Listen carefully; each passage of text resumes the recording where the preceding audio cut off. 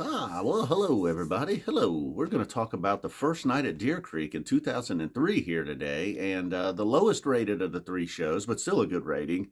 And for me, this was like peak going to shows time. Like I had been to one show in '99, one show in 2000, but really my friends just kind of they were dragging me along. I had heard of the band, I listened to them a little bit, but I wasn't full on like into it yet. And then somehow, even those two shows, I was not completely hooked.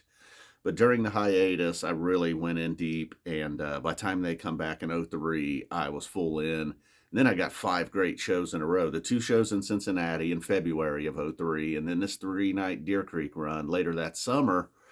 And then unfortunately, I made the trip all the way to Philadelphia to the Spectrum for that 20th anniversary slash holiday run, which was sort of the beginning of the end of 2.0. I felt anyhow, at all the way from the February all the way through the summer, everything was great. And then we went downhill pretty quick by fall and winter of '03. And then '04, there was some good stuff in there. All right, well, no, we're a minute in. We haven't even talked about this Deer Creek show.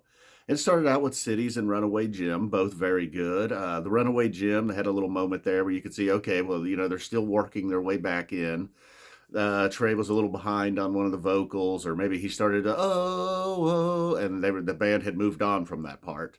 I think it was Trey. Could have been Paige. I don't know. I don't know who it was. I'm blaming Trey, though. It seems like a Trey mistake.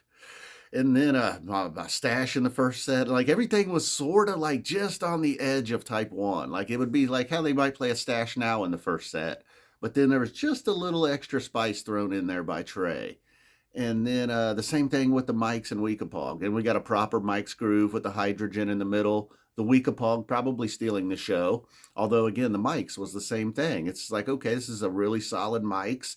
And then Trey just puts a little bit of spice on it. Like there wasn't anything too deep with the Type 2 here tonight.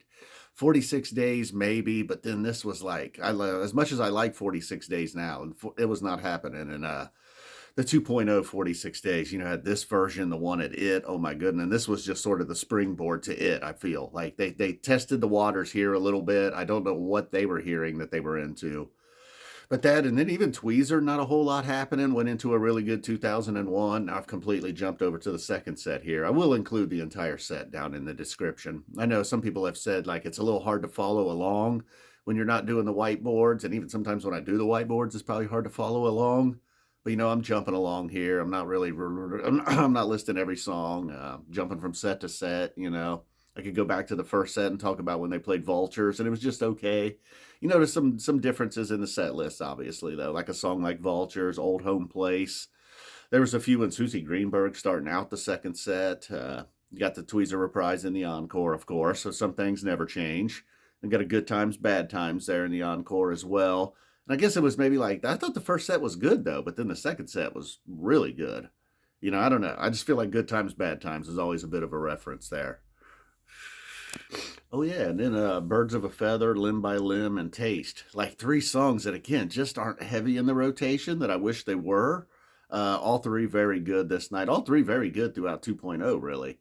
Kind of when I became a big Birds of a Feather guy too, was maybe this show. A lot of stuff from this run, actually. Those five shows in '03 kind of stuck with me. I'm still a big Free fan. That was one of the songs It was one of the songs from Cincinnati that got me. The Taste this night, again, like I was saying, like it was just on the edge of type one, almost like type 1.5, and then Trey would throw a little something spicy in there, sounding really nice. There was times when with the tone, even Fishman's drums seemed like they were tuned a little differently. Everything seemed more like timbery, you know what I mean? Like everything was a floor tom or something. I don't know. Just had a little different sound to them. It wasn't that just a it kind of sounded like all right, well, you got that. That's pretty much an official video. When I do like, I think that was Mike, actually. Now, there was Trey. Here's Paige. Ding, ding, ding, ding. Paige doing his best Ross Becker.